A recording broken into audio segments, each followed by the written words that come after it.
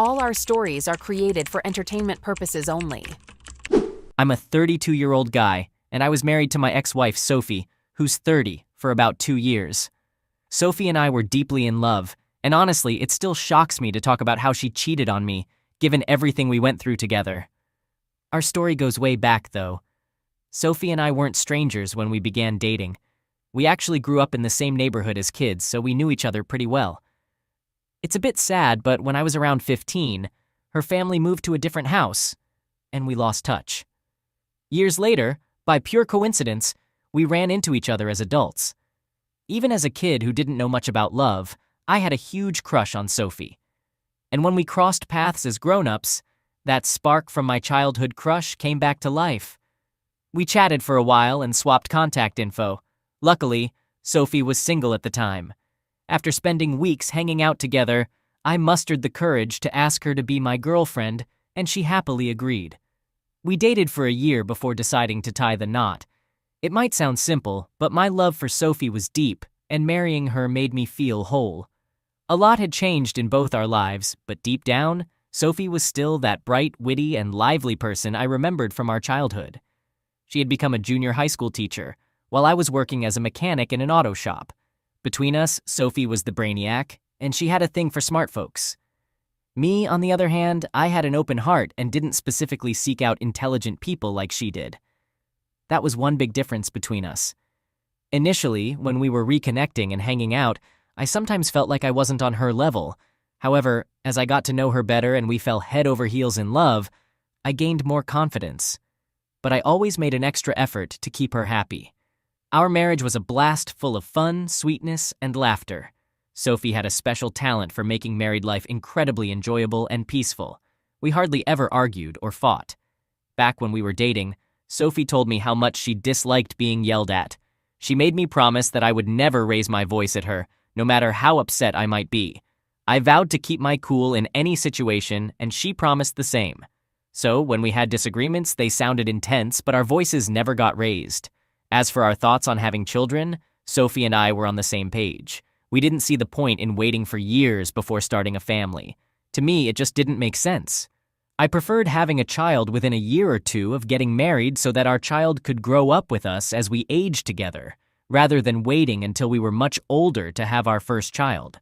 Right after we tied the knot, we were eager to start a family. There were moments when Sophie thought she might be pregnant because she missed her period, only for it to arrive the next day. But in the first year of our marriage, she did get pregnant once, but sadly, she suffered a termination after just a month, and we lost the baby. It was an incredibly emotional and tough time for both of us. We had been eagerly waiting to conceive for months, and when it finally happened, we faced this heartbreaking loss. After that first loss, we decided to take a break from trying for a while before attempting again. Unfortunately, history repeated itself, and Sophie had another loss at around 5 weeks into her pregnancy. The second time, she woke up one morning and noticed heavy bleeding. When we rushed her to the hospital, it was confirmed that she had suffered another loss. This whole experience took a heavy toll on us emotionally, and for several months the thought of trying for another child was too painful to even discuss. I did my best to support her during this difficult period and tried to stay strong for the both of us. As time passed, we slowly moved forward, leaving behind the pain of those 2 terminations. I understood that Sophie needed time to heal emotionally, so I made a conscious decision not to bring up the topic of having children until she had fully processed her grief. Our marriage eventually bounced back from those challenging months, and life returned to a sense of normalcy. Even when things seemed fine, I continued to treat Sophie like a queen and catered to her every need. Besides her work as a school teacher, she didn't have to worry about anything else at home. I took charge of cooking, cleaning, doing the laundry, tending to our lawn, grocery shopping, and even preparing special meals for her on occasion. I was extremely attentive because I knew she had been feeling like something was wrong with her and that she brought bad luck due to the loss.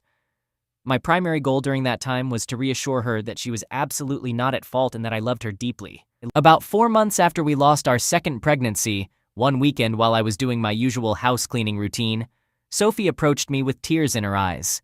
When I got back from the kitchen and those messages kept popping up, I decided to silence her notifications, not wanting to disturb Sophie's sleep. But as I attempted to hush her phone, the messages just kept pouring in, both on WhatsApp and Instagram. My curiosity got the best of me. Since her phone had a fingerprint lock, I used her fingerprint to unlock it and see who was bombarding her with messages. Once I got into her phone, I noticed the sender was a contact saved with a single love emoji. Naturally, I wondered who this person was, and my heart sank when I started reading their messages. From their conversation, it became evident that she was chatting with a guy who kept asking about the well-being of my baby and inquiring about her health and pregnancy. I had to go through their messages repeatedly to grasp the situation, trying to figure out if he was a doctor or something. After some digging, I determined he wasn't. Meanwhile, I was also checking out her Instagram. To my surprise, the same guy had messaged her there, and shockingly, he even sent her a picture of his private parts. I wouldn't have known about their Instagram communication if it weren't for that message. It was through their Instagram chat that I discovered Sophie had been unfaithful to me. Naturally, I was compelled to find out who this guy was and what had led her to cheat on me. As I delved into his Instagram profile, I learned that he was a scientist. I couldn't believe it. It took me the entire night to come to terms with the fact that this wasn't some awful dream. What hurt the most was realizing that I had been tirelessly working to create a comfortable home for a child who wasn't even mine. That night, I packed a few clothes and drove over to my friend's house to spend the night. I couldn't bear to be around Sophie after uncovering her deceitful actions. The icing on the cake was discovering that her affair partner knew she was married to me. He would occasionally ask her about how I was treating her and the baby, to which she'd respond with something like, "Yeah, he's trying." Reading that she had portrayed me as just trying to be a good partner and father infuriated me. I had been shouldering all the responsibilities around the house, taking care of her, preparing her favorite meals at odd hours of the night, giving her massages, and dealing with her erratic mood swings. Learning about her betrayal was truly devastating.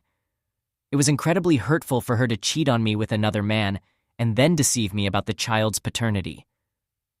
Around 3 a.m, Sophie woke up and realized I wasn't home. She called me, wondering why I wasn't there, and I replied in a distant tone that I had some unfinished work at the automobile shop. I assured her I'd be back home later in the morning, but I didn't keep my word. In fact, I didn't return home for 4 days, leaving her in a state of panic. During those 4 days of my absence, Sophie repeatedly tried calling me, but I deliberately ignored her calls.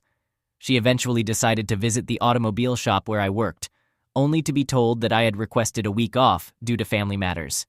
In the midst of all this, I created a fake Instagram account to dig deeper into Sophie's affair partner. My investigation revealed that he had been a scientist for several years and even received a prestigious award. I also discovered that he was married to a woman who happened to be a psychologist, and they had 2 kids together. Wanting to expose the truth, I reached out to his wife on Instagram, being straightforward about the situation and providing the evidence, including pictures of their conversations on Sophie's phone. She got back to me the following day, arranging a meeting for us. I met her on the 4th day, the same day I returned home to Sophie. During our meeting, she couldn't believe her husband was cheating on her, even after seeing the evidence. She was heartbroken and almost overwhelmed when I revealed that my wife, Sophie, was pregnant with her husband, Lowell. We decided that we would both confront our respective spouses about the affairs. I couldn't hide my own hurt and anger, which had been festering during those 4 days away. When I finally returned home that evening, Sophie ran to me, but as soon as I stepped into the living room, I told her I wanted to do a paternity test for the baby, catching her by surprise. She questioned my sudden demand for a paternity test, to which I explained that I needed to be certain the baby was mine. She laughed it off, considering it ridiculous, and refused to agree to a paternity test, claiming that the baby was undoubtedly mine. I could tell she was attempting to manipulate the situation. If I hadn't known the truth, her acting might have convinced me that I was the father of her child. That day, I raised my voice at her for the first time in years, and she was taken aback by my reaction. What followed was her crying and accusing me of falsely accusing her of cheating, expressing disbelief that I would do such a thing after all we had been through. I observed as she cried and tried to emotionally manipulate me, but I stood my ground, insisting on a paternity test, regardless of her condemnation. I had printed out copies of the pictures I had taken of her chat conversations, and I threw them at her. She was shocked to see that I had uncovered her truth. After a brief silence, she claimed that it was just harmless flirting with the man, and nothing physical had occurred between them. Her explanations were so feeble that I didn't even feel like arguing with her. Instead, I emphasized that any man referring to her baby as his own was a serious matter, which is why I needed to see the paternity test results. We argued for hours, but eventually, she agreed to undergo the paternity test. We went ahead with the test, and when the results came in, they confirmed that the baby was not mine. By this point, Sophie knew that pretending was pointless, so she began asking for forgiveness. She lied, saying she got pregnant through a donor and didn't know who the father was. I could see through her deception, but I was too angry and exhausted to confront her, so I left her at the hospital. I returned home and packed most of my belongings. While I was in the middle of packing, she came home and tried to stop me. In that moment, my anger reached its peak, and I could have done something regrettable, so I left the house. No matter how hard I tried to convey my disappointment and heartbreak, words couldn't fully express my feelings. As I was leaving, Sophie became dramatic, hurling insults at me. Despite her efforts to make me stay, I left the house, and we didn't communicate for another week. She called me daily, leaving various voicemails of her crying, shouting, and pleading. It was as if she had multiple personalities. Just 2 days ago, her parents called and berated me. They labeled me a deadbeat father and claimed I was the worst father any child could have. Honestly, I was in no mood for drama, so I wanted to quietly divorce Sophie without disclosing her infidelity to anyone. Knowing that Sophie cheated on me and caused our relationship to fall apart, she still went ahead and spread lies about me to her parents, friends, and anyone who would listen. I can't stand people calling me out for things I didn't do, especially when I know it's Sophie who should be held responsible. Her parents even threatened me with dire consequences if anything happened to their daughter or the unborn child. Although the child is not mine, I don't want the unborn baby to suffer, so I'm choosing to stay quiet until she gives birth. Update. Someone here mentioned my desire to divorce Sophie without causing a fuss. I want to clarify that I'm dead serious about it. I've had my fair share of marital problems in this relationship. It becomes even more bewildering when I think about the possibility that Sophie may have been cheating on me from the first year of our marriage. Some of you pointed out that marrying Sophie within a year seemed too fast. I believed I had known her since childhood, so dating for a year didn't seem rushed. But all of that is in the past now. Last week, I made a public post on Facebook hinting at the heartbreak Sophie had caused and how our plans were shattered. A Facebook friend of Sophie reached out to me after seeing the post. You know how social media connects people? He happened to be a fellow teacher at Sophie's school, and he mentioned that he had something important to share about Sophie. I agreed to meet up with him, and he dropped a bombshell. Sophie had been having affairs with some of the fathers of her students. At first, I couldn't believe what he was saying until he showed me a short video he had secretly recorded a while ago. According to him, Sophie had a penchant for getting involved with the fathers of the bright kids in her class, and it seemed like she was pursuing them aggressively. He claimed he wanted to help me avoid trouble, which is why he decided to share this information. Additionally, he mentioned that the school was aware of Sophie's misconduct, which was the real reason she was let go from her job, not because she chose to quit. It meant that during the time I was struggling to take care of Sophie while neglecting myself, she had been cheating on me. It had to be the only explanation because her income didn't change one bit. Every morning she'd get all dressed up for work and return home around the usual noon. She'd even spin these stories about how much fun she had with the kids in her class, which I now know were total lies. Saying I felt used by Sophie would be a massive understatement. I've never been deceived, used, or manipulated like this by anyone before. Hearing all of those revelations stirred up a level of anger in me that I didn't even know was possible. In the meantime, I've already contacted a lawyer to start the process of getting our divorce papers sorted. Once the divorce is finalized, I'm not entirely sure what my next move will be. But rest assured, I'll keep you all updated on how things progress with Sophie and her never-ending dramas. I'm eager to hear your thoughts and comments on this. Update. As you all rightly pointed out, taking Sophie back would be like shooting myself in the foot. I no longer have any love left for her, and I don't even feel an ounce of pity. If she could pull off something this terrible while I was doing everything I could to be a good and supportive husband to her and to what I believed was our child, who knows what else she might do? I'm not exaggerating here. A person like Sophie is capable of anything. So I finally decided to confront her parents, who had been incessantly calling.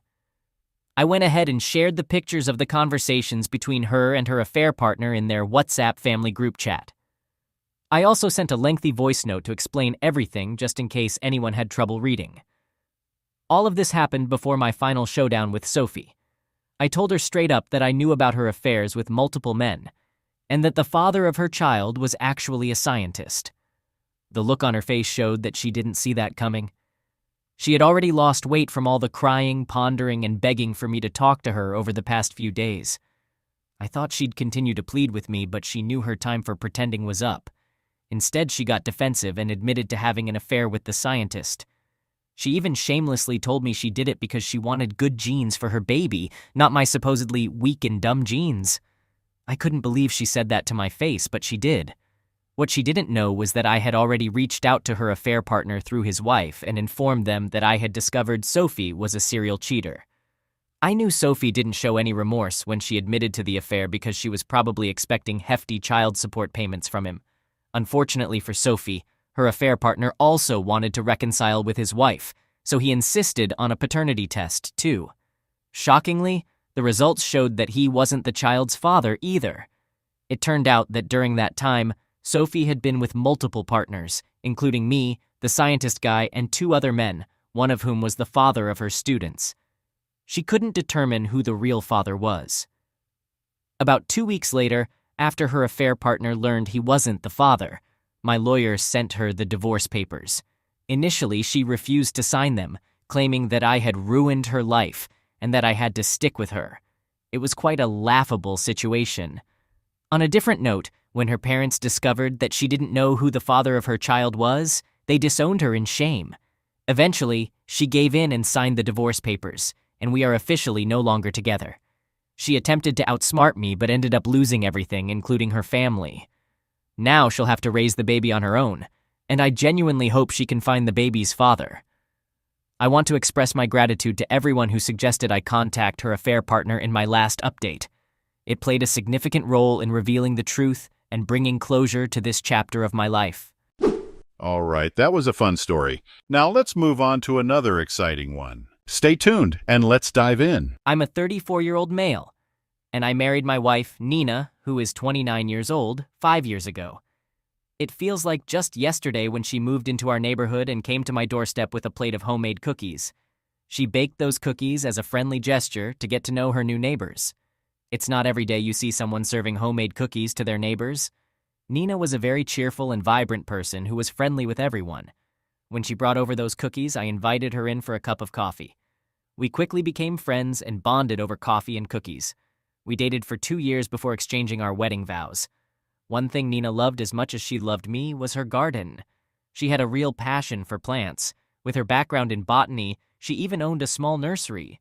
Her personal garden was like her baby. She cherished all the flowers she had planted there. It might sound unusual, but every morning she would actually talk to her plants while watering them. Before we got married, Nina made it clear that I would have to move in with her because she couldn't bear to leave her garden. She didn't ask. She just informed me of her decision. I didn't mind at all because I fully understood her deep passion and love for her garden. So without any hesitation, I moved in with her. Our married life was running smoothly until recently. The qualities that initially attracted us to each other have now become a source of tension. You see, Nina and I have quite contrasting natures. As I mentioned earlier, Nina is an extremely outgoing and sociable person. She has a wide circle of friends and easily makes new ones. In contrast, I'm the exact opposite. I'm an introvert and somewhat shy. I don't feel at ease conversing with just anyone, and I only form connections with a select few. I prefer spending a significant amount of my free time at home rather than going out. My ideal holiday involves staying at home with Nina, watching TV, and cooking a nice meal for the both of us. On the other hand, Nina enjoys going out, whether it's dining at a cafe or meeting up with friends. Given our differences, we established some ground rules at the start of our marriage to prevent major conflicts. We ensured that we could both engage in activities we enjoyed. Saturdays were reserved for going out, something Nina loved. Sundays, on the other hand, were designated as our stay-at-home days, allowing us to spend quality time together, which was something I cherished. This arrangement worked well for us for quite some time. However, things have taken a somewhat unusual turn in recent weeks. Nina has been spending a lot of time outside the house. She frequently meets up with friends or attends various social events. Lately, it feels like Nina is hardly ever at home with me. It's not that she's intentionally leaving me behind or neglecting me. She always invites me to join her when she goes out to meet her friends at parties, but I usually decline. By the time I return home from work, I often feel too socially drained to even consider going out and mingling with people. There were a few occasions when I reluctantly agreed to accompany her, but I didn't enjoy those parties. Engaging in conversations felt challenging, and I was utterly exhausted by the end of the night. So the next time Nina asked me to join her with her friends, I opted to stay home. Truthfully, I miss her presence around the house. She's been going out more frequently than usual, and I find myself missing her when she's away. When she does return home, she's usually too tired and heads straight to bed. I've started longing for our deep conversations and the connection we used to share. I don't want to be the type of husband who prevents his wife from pursuing her interests. I want her to go out and do what she loves. However, it seems like Nina might not be as interested in spending as much time with me, and that's been bothering me. I wonder if she's grown tired of our relationship or if it's just a phase of busyness for her. I understand that there aren't any clear signs of problems in our relationship, but after reading numerous stories of infidelity here, I find myself being more cautious and not wanting to overlook any potential red flags. I hope this feeling is just temporary and will eventually fade away. Update. After reading the responses to my previous post, I realized that it was better to have an open and honest conversation rather than silently sulking in a corner. I decided to communicate my feelings and insecurities directly to Nina. While I wasn't overly insecure, being an introvert in a relationship with an extrovert presented some challenges. We sometimes worry that our partner might get bored with us because we're not as outgoing as they are. Additionally, introverts tend to overthink things, and before the confrontation, I had come up with numerous plans in my head on how to express my feelings without hurting her. I had put myself through unnecessary mental anguish, and I knew it was counterproductive. The best approach was to have a straightforward conversation with her and share the concerns on my mind, then work together to find a solution. One day, when Nina returned from her nursery, I told her that I needed to talk to her about something. She was surprised by my sudden request for a serious conversation. I opened up and shared everything that had been bothering me. After listening to me, she genuinely apologized and acknowledged that it was a wake-up call for her. She assured me that she would make an effort to avoid making me feel that way in the future. Nina explained that she had been going out frequently because many of her friends were in town after a long time, but she was willing to return to our previous routine that we both enjoyed. I was relieved that Nina responded to the situation with maturity and understanding rather than dismissing my feelings or becoming defensive. She respected my emotions, and I appreciated her for that. We both agreed that having an open and reasonable conversation had been the right way to address the issue. It felt wonderful to have a conversation like two adults deeply in love and understanding each other. Following that day, Nina and I returned to our previous routine where we made time for each other, and I believed that things would improve for us.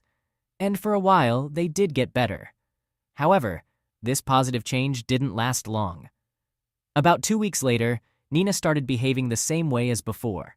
She began coming home late from the nursery, frequently hung out with her friends, and I found myself alone at home as usual. What was most surprising and concerning was that I noticed Nina had started neglecting her beloved home garden. I had always been certain that Nina cared more for her garden than she did for me.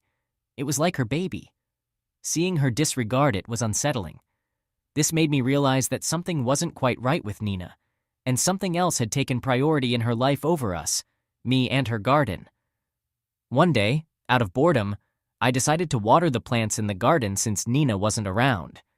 That's when I discovered that one of the plants had died.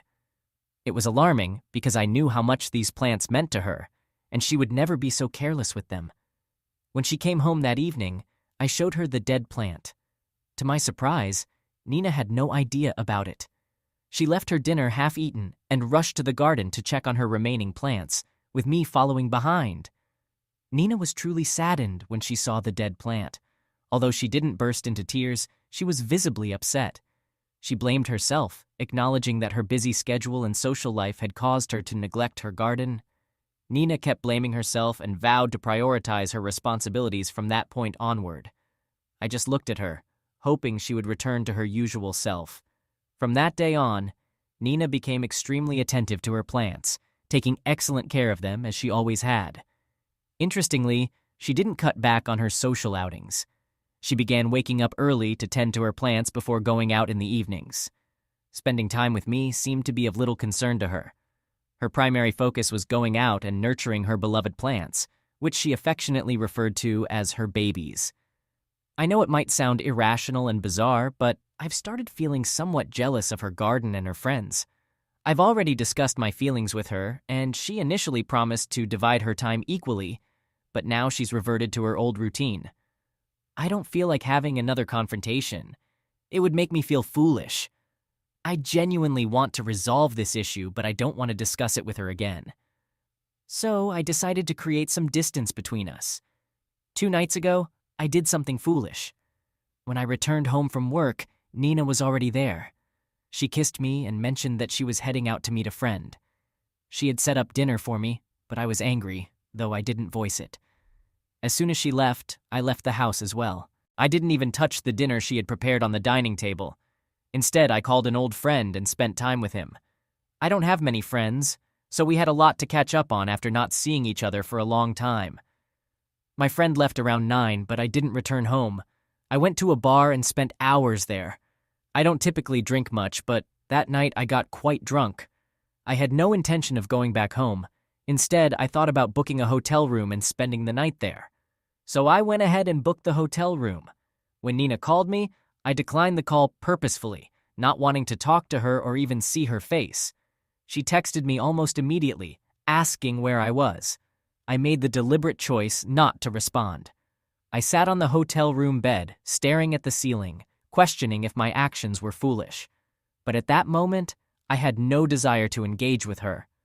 I wanted her to experience a fraction of the loneliness I felt every day, so I let her worry as I fell asleep almost instantly. The following morning, I woke up late due to the previous night's drinking. Unsurprisingly, I had a headache. I turned on my phone and found a barrage of texts from Nina expressing her concern.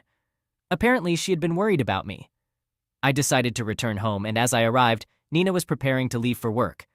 Upon seeing me, she bombarded me with numerous questions, demanding to know where I had spent the entire night. She claimed to have been extremely worried. Her tone was filled with anger, which strangely brought me some satisfaction. I didn't lie to her. I explained that I didn't want to come home to her since she was rarely there. I often found myself alone, so I opted to spend my time outside the house. This statement triggered an outburst from Nina, accusing me of seeking attention like a child. Her defensive reaction infuriated me even further. Instead of acknowledging her own faults, she shifted the blame onto me. It was frustrating. We engaged in a heated argument, holding nothing back, and exchanged hurtful words. Eventually, she left for her nursery, as neither of us was willing to back down. I needed to write this update to vent my feelings. The situation has become increasingly unbearable for me. I'm torn between wanting to follow her to see what she's up to or considering hiring a private investigator. I've simply reached my limit. Update. Guys, I have to admit, that red flag I mentioned earlier was real, and I'm relieved I didn't ignore it. So, after that major argument, Nina and I completely stopped communicating with each other. Neither of us was willing to apologize or make amends. We were both seething with anger. We shared the same house, but refused to exchange a single word. Our daily routines continued as usual. I prepared breakfast and she took care of dinner, but the silent tension persisted. This time, I had decided not to be the first one to step forward and resolve the conflict. It wasn't a matter of ego. It just didn't feel right. A week later, when I returned home from work, I walked into a surprise. The lights were off, which was unusual because Nina typically arrived home before me. I switched on the lights and was taken aback. Nina had prepared a surprise for me. There was a cake on the living room table, along with balloons and a poster that read, "I'm sorry." Nina approached me, hugged me, and apologized. I won't deny that it felt good to see her effort. She acknowledged that it was her fault for not listening and paying attention to me. We made up, and Nina even cooked my favorite meal. We enjoyed our food and had a lengthy conversation for the first time in a while. I felt relieved, and everything seemed to fall back into place. There was so much to catch up on since our fight. I had feared that Nina had grown to despise our relationship and didn't care anymore. She had appeared so indifferent, and I was afraid that our 5-year marriage was on the brink of collapse. However, she did all of this, which reassured me that she was willing to put effort into our marriage to make it work. Her love for me brought happiness to my heart. Unfortunately, that happiness was short-lived as I soon encountered the harsh reality of Nina's actions. A few days after our reconciliation, my heart was shattered in the most painful way imaginable. I was at my office when I realized I had forgotten some crucial documents I needed at home. I had worked late the previous night and had left them on the study table. My office wasn't far from home, so I decided to quickly go back and retrieve them. I drove home expecting an empty house. However, I was taken aback to see Nina's car in the driveway. She had left for the nursery in the morning, so why was she back home? As I approached the house, I heard the voice of a man, and it sent a chill down my spine. Something felt terribly wrong. Who could be with Nina in our house at this time of day? For a moment, I wanted to flee, as I wasn't prepared to face the truth. My thoughts were in disarray as I entered the house. To my shock, I discovered her engaged in an intimate encounter with our neighbor. It was utterly disgusting to find out that she was involved with our loser neighbor. This man, AP, had recently moved into our neighborhood, and since then, Nina had been behaving strangely. I couldn't fathom why she seemed to befriend anyone and everyone. I was certain that Nina had initiated this friendship, and things had taken a darker turn. It felt like a déjà vu moment, imagining how their relationship had developed in a manner similar to how it had between us. I stood there in shock for a moment before chasing AP out of my house. My anger made me want to harm him, but more than him, I was repulsed by my wife's actions. I wanted to throw her out of the house, but it was her property. She begged me, claiming it was a one-time mistake and that they both regretted it deeply. She asked for a chance to make things right, but I couldn't bring myself to believe her. Though I didn't need to prove my instincts to her, I had a strong desire to expose her betrayal. I headed straight for the door camera, realizing that it might have captured the person who had entered my house. We had never once checked the camera's recordings in all the years we'd lived here. Our neighborhood had always been safe, and we had never faced such a situation. But now, it was time to put that camera to use. I opened the footage in front of her and began playing recordings from the past few days simultaneously. I fast-forwarded to the afternoon when she was with him. The recordings made it painfully clear that this wasn't a one-time occurrence.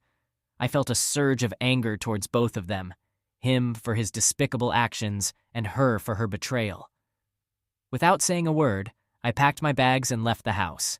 She begged me to stay and talk, but I simply pushed her away and walked out. For now, I've checked into a hotel while I figure out my next steps. I'm in contact with the divorce lawyer and looking for a new place to live. I've blocked Nina on all channels, and even after a week, I still see her messages in the spam folder, but I can't bring myself to read them as it fills me with anger. I'll provide an update once this chapter of my life comes to a close. Update. When I made my last update, my mental state was in a pathetic condition. But as I write this now, I realize how far I've come on the path to healing. During that dark period, revenge consumed my thoughts. I yearned to devise a plan that would inflict the same pain on Nina that she had caused me. I wanted her to experience the anguish I had felt. I began plotting my revenge relentlessly. It became an obsession. I felt I needed to get even. Nina couldn't escape unscathed after what she had done to me. I brainstormed various ways to make her suffer, but life had other plans, and I eventually moved on after the divorce was finalized. I had intended to provide an update once the divorce was settled, but I didn't want to revisit my past through this thread, so I chose to ignore it. I apologize for that. I did respond to all the kind individuals who checked up on me through PMs and comments. About a week ago, Nina reached out to me through a new email address as I had blocked her on all previous platforms. She conveyed that she was in a miserable state on multiple fronts. She shared with me that AP had betrayed her in the worst possible way. Shortly after our divorce, AP moved in with her. As I mentioned before, he was a lazy individual without a proper job, relying on Nina's income. At Nina's request, he began working at her nursery to assist with the workload, but that's when he started his scheme. He began shipping nursery plants outside and selling them at lower prices to pocket some extra cash. Nina quickly noticed the disappearance of these plants. When she confronted him, he claimed they had probably been stolen during the night. Meanwhile, he managed to obtain ownership papers for the nursery and sold it to make a quick fortune. Afterward, he vanished with the money, leaving her in the lurch. Nina was utterly devastated, having lost something that meant the world to her.